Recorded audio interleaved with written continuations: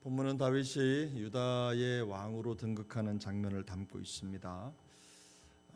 골리앗과의 전쟁 싸움이 있었을 때 나이를 대략 한 15살쯤으로 생각하니까 유다의 왕으로 등극할 때까지 대략 한 15년이 걸린 겁니다. 15년 이상의 시간이 걸린 거겠죠.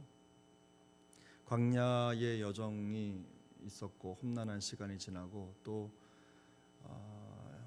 여러 가지 숱한 시간들을 보내면서 여기까지 오게 되었습니다. 이 다윗이 유다의 왕이 되어서 가장 먼저 한 일이 오늘 성경에서 보면 사울의 장례를 치른 이후에 사울 왕의 어떤 사울파라고 할 수 있는 길르앗 야베스 족속들의 선한 행위를 칭찬하는 것이었습니다. 그들을 치하하고 그리고 하나님께서 그들에게 복 주시기를, 또한 그 또한 다윗 또한 그들에게 그 대가를 또 상을 주겠다, 이런 얘기를 하는 것으로 정치를 시작합니다. 여러 가지 의미가 있겠지만 다윗의 입장에서는 왕으로서 또 다른 생각을 가지고 있는 사람들까지 다 품어야 하는 그런 상황이었을 것이고, 또 선한 일을 한 사람들에 대한 배려 혹은 칭찬도 있었을 것입니다. 여러 가지 복합적인 상황이 있었겠지만 다윗이 유다의 왕이 되었다는 것이 이스라엘의 왕이 되었다는 뜻은 아니니까 여러 가지로 아직도 해결해야 될 많은 문제들이 산적한 셈입니다. 더 큰 문제는 사울의 군대 장관이었던 아브넬이 거기에서 이제 사울의 아들이죠, 이스보셋을 데리고 가서 유다를 제외한 나머지 지파를 중심으로 나라를 세웠다는 겁니다. 이게 북이스라엘이 되는 거죠. 이런 과정에서 다윗이 겪어야 할 고충은 이루 말로 다할 수 없었을 것입니다. 또 그곳에서 유다의 왕이 돼서 7년 6개월이 지나는 동안에 이 문제를 해결하기 위해서 얼마나 많은 또 피를 흘리고 또 정치적으로 상황적으로 많은 분주하고 번잡한 시간들을 보냈을지 생각해 보면 그 시간이 참 녹록하지 않았을 것이다 라는 생각을 충분히 할 수가 있습니다. 또 우리가 오늘 본문에서 읽었던 것처럼 사실 이스라엘의 유다의 왕이 될 때까지 다윗의 여정은 하나님의 인도하심이었습니다.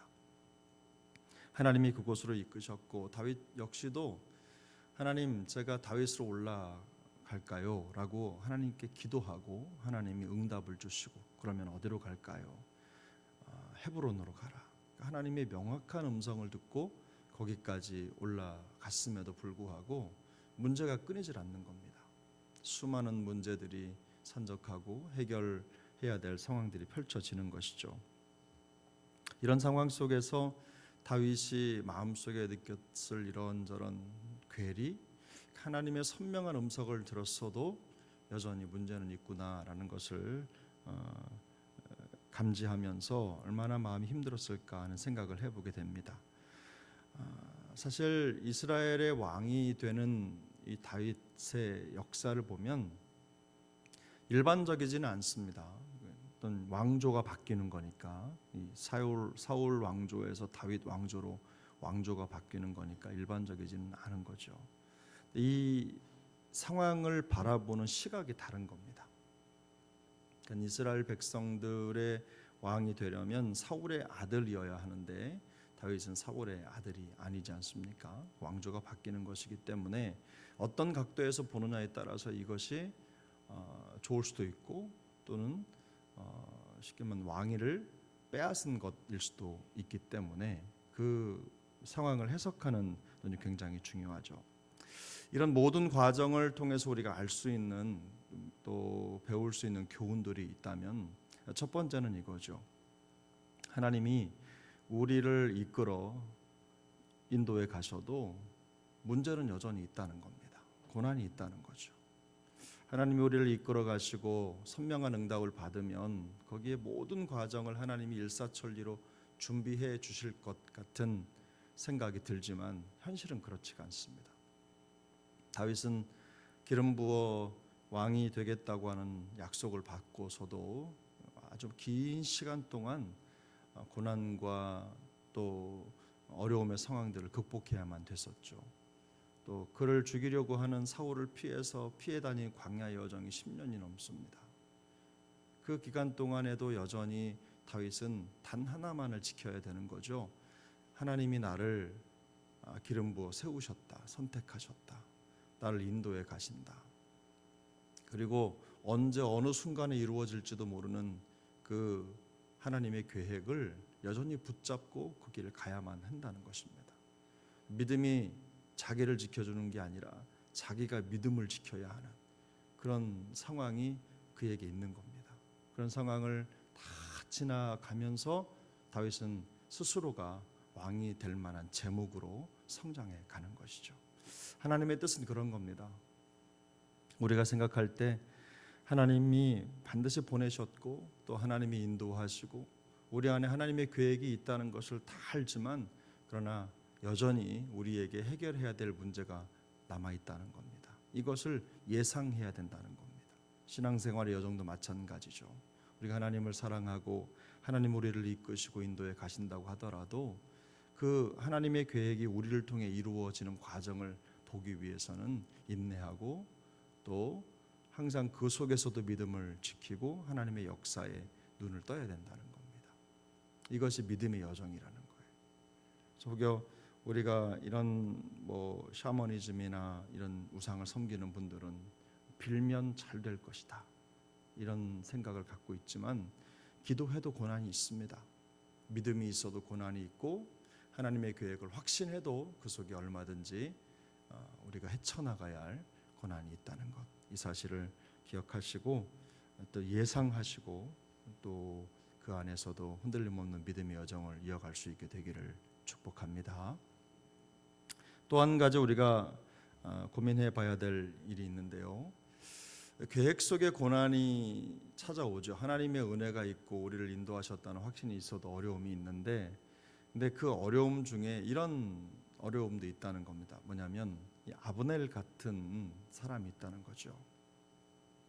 아브넬이라고 하는 사람, 이 사울이라고 하는 왕을 섬겼던 군대 장관이 그의 아들 이스보셋을 데려다가 왕을 삼았다. 이게 겉으로 볼 때는 그저 평범해 보이는 상황인 거지만 관점의 차이인 겁니다.